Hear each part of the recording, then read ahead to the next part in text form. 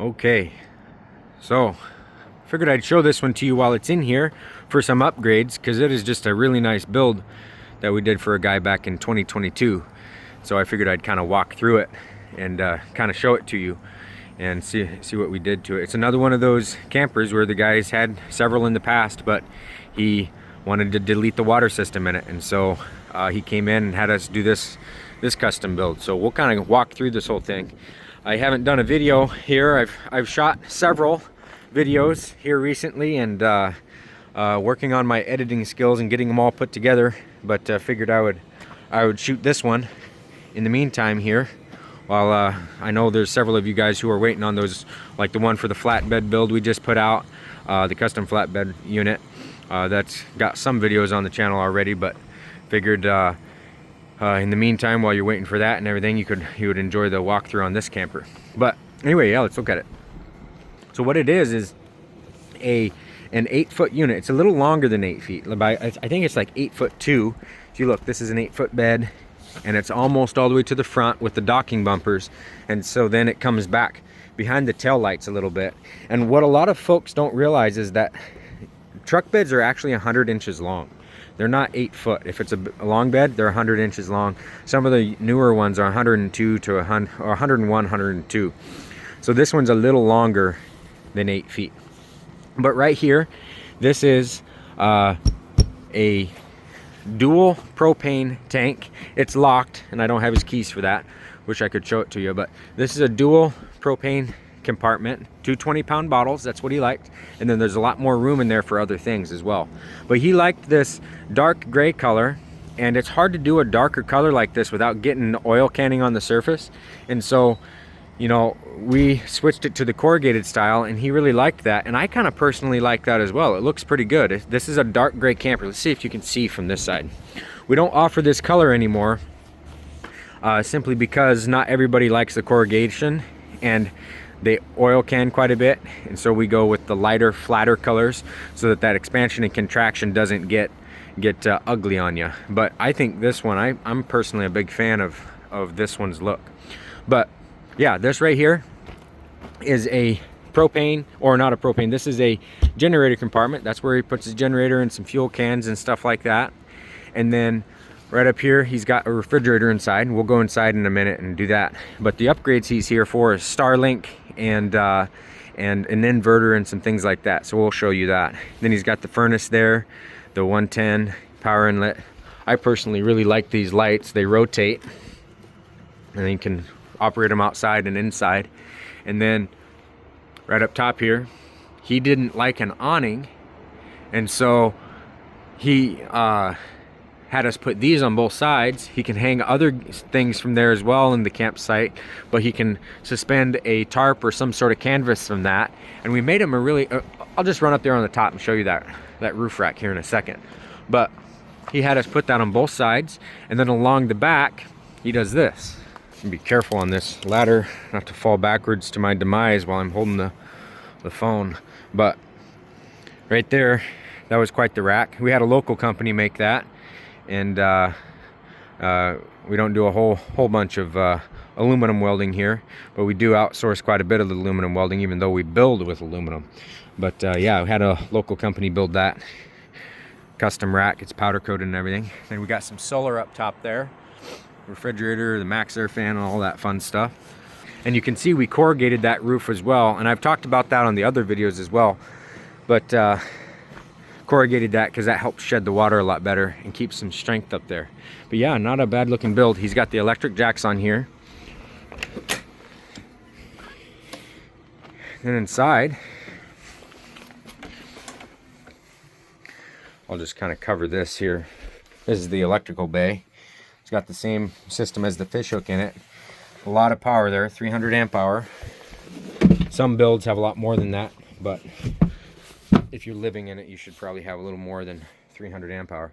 But as far as 2, 3, 4, 5 day trips, that's more than enough. Anyway, yeah, he liked this layout. It's just him and his wife, and so he wanted the booth style dinette with the Lagoon table system, or Lagoon table system.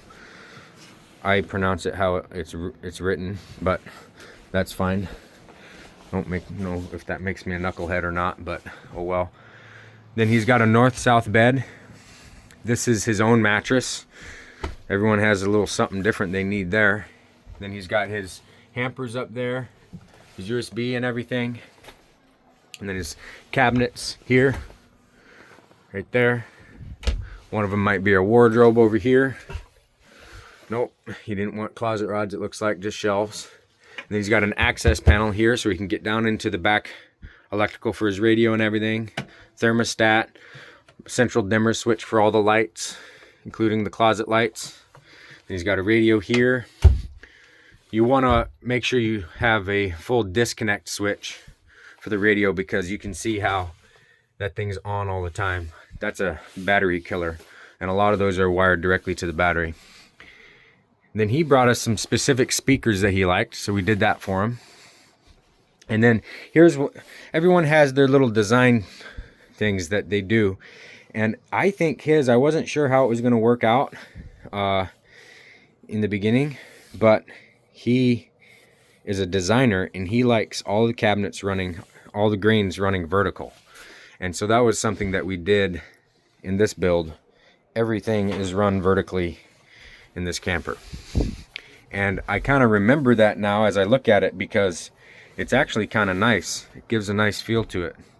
But anyway, so he did not want a water system in this. Another one of those gentlemen who knows the value of deleting the water system. And I am a huge fan of that. So what he has is he's got a water jug right here that he just puts in. He put some linoleum down here, it looks like, so that it doesn't damage the material under there if he spills anything. Got the furnace back there, then a little protectant wall. His jug slides right in there. He's got his see if you can see that well. He's got his hose right into there. And then for him, he liked the rocker pump faucet rather than the little battery operated ones from Dometic. I like both of them. I'll be honest, I've never gotten on board with the rocker style, but there's a tremendous number of folks who like them. Another little deal here. This right here, main battery disconnect, tucked away. It's one of those things that plunge style just works. Very rare that those fail. And then for him, he wanted a little step so that he could get up in there a little easier. So that's pretty cool. And so you just slide that out, put it in there, and it's simple. Simple little things, you know. He had something similar to this on his old one, and one of the guys came up with that for him. And yeah, it works good. Nice job. Anyway, so then over here, let me close this. Okay, got a little bit better of light in here. Sorry for things not being nice and smooth, folks. Anyway, you can put a bunk here. That's pretty common. But yeah, this side, he wanted this built in. Nice storage there for just miscellaneous stuff in the kitchen. He's wanting us to put this on the inverter. We still have yet to see if that's going to be an easy switch over. That one might be running on the same circuit as the refrigerator, but we'll see. It might be on the inverter. Might be able to go on the inverter. Then he just has a regular 5 cubic foot Dometic refrigerator. That's what he liked, so that's what we did. Then down here he's got his electric jacks and everything. This is cold air return for the furnace. No, I set them over there a minute ago. I figured you need them.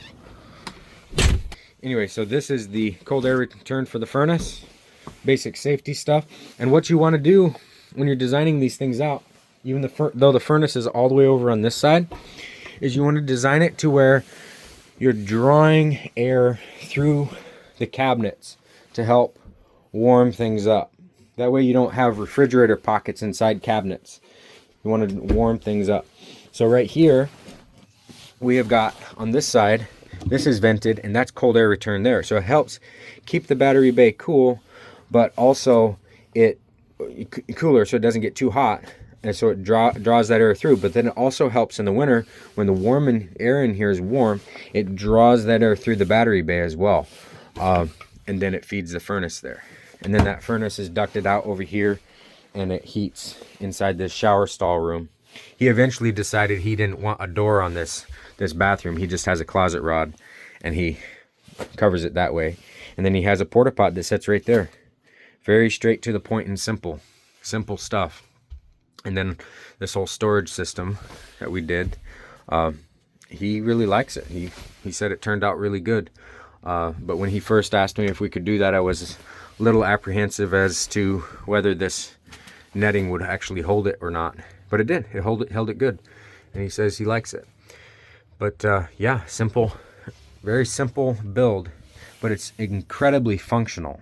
So this ceiling in here is 82 inches or something like that, and so it feels nice and big in here, and then side to side it feels nice and big. This is about 65-ish inches in here, and it's just nice. It's a good open feel. The level that the windows are out at draws you back outside. It just feels nice in here, and it's comfortable. And then there's enough room here in the kitchen that you can do some stuff. And of course, got to have a little drawer there. But anyway, yeah, I got the solar up top. I think he damaged it right here and put the Homer spit down there. Put one of those stickers on, so that's neat.